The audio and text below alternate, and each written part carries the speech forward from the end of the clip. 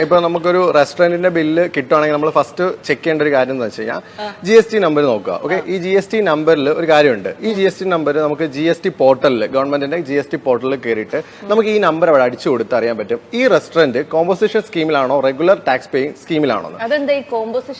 Composition scheme എന്ന് വെച്ച് കഴിഞ്ഞാൽ ആക്ച്വലി ഇവര് ടാക്സ് അടയ്ക്കും ഗവൺമെന്റിന്. അത് ആക്ച്വലി നമ്മൾ ടാക്സ് കൊടുക്കേണ്ട ആവശ്യമില്ല. നമ്മൾ കൊടുക്കേണ്ട ആവശ്യമില്ല. നമ്മുടെ കയ്യിൽ നിന്ന് ഒരു കസ്റ്റമേഴ്സിന്റെ കയ്യിൽ നിന്ന് ₹1 പോലും നമുക്ക് ടാക്സ് GST എന്ന് പറഞ്ഞുകൊണ്ട് വാങ്ങിക്കാനുള്ള റൂൾ ഇല്ല.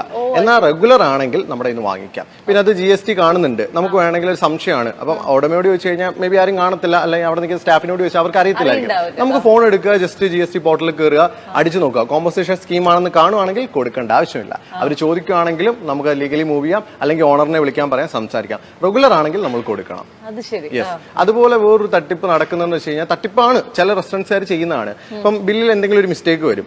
ആ മിസ്റ്റേക്ക് ഇപ്പം ഒരു ₹300 സാധനം കൂടെ അഡീഷണൽ ചാർജ് ആയി, നമ്മൾ കഴിക്കാത്തത്. ഓക്കെ, അത് മിസ്റ്റേക്ക് പറ്റിയായിരിക്കും. നമ്മൾ അത് റെക്കഗ്നൈസ് ചെയ്ത് അവരോട് പറയും, ഓക്കെ ചേഞ്ച് ചെയ്യാൻ പറയും. അപ്പൊ എന്ത് ചെയ്യുന്നറിയാം, അവർ കൊണ്ടുപോയിട്ട് പേന കൊണ്ട് തിരുത്തും, അത് വെട്ടിയിട്ട് ബാക്കിയുള്ള എമൗണ്ട് ഇടും. അപ്പൊ സംഭവിക്കുന്നത് എന്താണെന്ന് വെച്ച് കഴിഞ്ഞാൽ അങ്ങനെയുള്ള ബില്ല് സ്വീകരിക്കരുത്. എന്താന്ന് വെച്ചാൽ ആ ബില്ല് കൊടുത്തിട്ട് വേണം എനിക്ക് പുതിയ ബില്ല് ഇഷ്യൂ ചെയ്ത് തരാൻ പറയണം. ബിക്കോസ് ആ ₹300 ഒരു GST കാണുമല്ലോ, ആ GST താഴെ ആയിരിക്കുമല്ലോ. ഈ വെട്ടുന്ന എമൗണ്ട് എന്ന് പറഞ്ഞാൽ 300 ആയിരിക്കും, GST വെട്ടുന്നില്ല. അപ്പൊ ആക്ച്വലി നമ്മുടെ കയ്യിൽ നിന്ന് അവിടുന്ന് എമൗണ്ട് പോകുന്നുണ്ട്. അപ്പൊ പിന്നെയും ജനറേറ്റർ ആയിട്ടുള്ള കമ്പ്യൂട്ടർ ജനറേറ്റർ ആയിട്ടുള്ള ഒരു ബില്ല് ആവശ്യപ്പെടണം.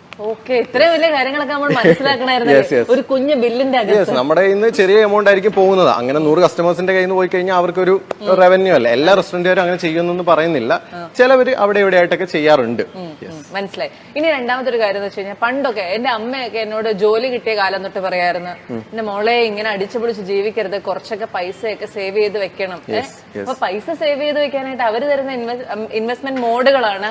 നമുക്ക് KSF ഉണ്ട്, നമുക്ക് പോസ്റ്റ് ഓഫീസ് ഉണ്ട്, നമുക്ക് FD ഇടാം, ഇങ്ങനെയൊക്കെയുള്ള കാര്യങ്ങൾ. ഇന്നത്തെ ഒരു ഫൈനാൻഷ്യൽ ഇൻഫ്ലുവൻസറോട് ചോദിച്ചു കഴിഞ്ഞാൽ ഇതൊക്കെ ആയിരിക്കും നിങ്ങൾ ചെയ്യുന്ന ഏറ്റവും വലിയ മണ്ടത്തരങ്ങൾ എന്ന് പറഞ്ഞു. തീർച്ചയായിട്ടും. അപ്പോ നമ്മുടെ മാതാപിതാക്കൾ അല്ലെങ്കിൽ നമ്മുടെ മുൻ ജനറേഷൻ ചെയ്തുകൊണ്ടിരുന്ന ഇത്തരം കാര്യങ്ങളൊക്കെ മണ്ടത്തരമാണോ? ഇപ്പൊ മുൻ ജനറേഷനെ പറ്റി പറയുകയാണെങ്കിൽ അത് ഒരു ജനറേഷനകത്ത് ഒരു വ്യത്യാസം വരും. അന്ന് അവർക്ക് അതാണ് ഓക്കെ. അന്ന് എത്ര പേര് സ്റ്റോക്ക് മാർക്കറ്റ് യൂസ് ചെയ്യുന്നു, എത്ര പേര് മ്യൂച്വൽ ഫണ്ടിൽ ഇൻവെസ്റ്റ് ചെയ്യുന്നു, അന്ന് വെച്ച് നോക്കുമ്പോൾ അത് മോശമാണെന്ന് ഞാൻ പറയില്ല. കാരണം അന്നത്തെ ഇൻഫ്ലേഷൻ റേറ്റ് അല്ല ഇന്നത്തെ ഇൻഫ്ലേഷൻ റേറ്റ്, പണപ്പെരുപ്പം. ഇന്നത്തെ റേറ്റ് എന്ന് പറഞ്ഞു കഴിഞ്ഞാൽ ഏകദേശം ഇന്ത്യൻ റേറ്റ് എന്ന് പറയുമ്പോൾ 6 to 7%, 5 to 6%, 7% വരെയൊക്കെ എത്തുന്നുണ്ട്. അപ്പൊ FD കിട്ടുന്ന റിട്ടേൺ എത്ര? 7% to 8%. എങ്ങനെ അത് ബീറ്റ് ചെയ്യും? ആക്ച്വലി നമ്മൾ ഇടുന്ന ഫണ്ട് അവിടെ കിടന്ന് കൂടുന്നില്ല, തെറ്റിദ്ധരിപ്പിക്കുകയാണ് ആക്ച്വലി. അപ്പൊ നമ്മളൊരു മ്യൂച്വൽ ഫണ്ടിൽ ഇൻവെസ്റ്റ് ചെയ്യുകയാണെങ്കിൽ കണ്ണും പൂട്ടി അവിടെ നമുക്ക് CAGR വർഷം 15 to 16% കിട്ടും. ഒരു റിസ്കും ഇല്ല. ഡയറക്റ്റ് നമ്മൾ സ്റ്റോക്കിൽ ഇൻവെസ്റ്റ് ചെയ്താലോ അതിൽ കൂടുതൽ കിട്ടും, 20% to അതിന്റെ മുകളിലേക്ക് കിട്ടും. പക്ഷേ ഇപ്പൊ ഈ സ്റ്റോക്ക് മാർക്കറ്റ് എന്നൊക്കെ നമ്മൾ വീട്ടിൽ പറഞ്ഞു കഴിഞ്ഞാൽ അവർക്ക് ഭയങ്കര ടെൻഷനാണ്. ഇതൊക്കെ ഭയങ്കര ഫ്ലക്ച്വേറ്റിംഗ് ആണ്, അല്ലെങ്കിൽ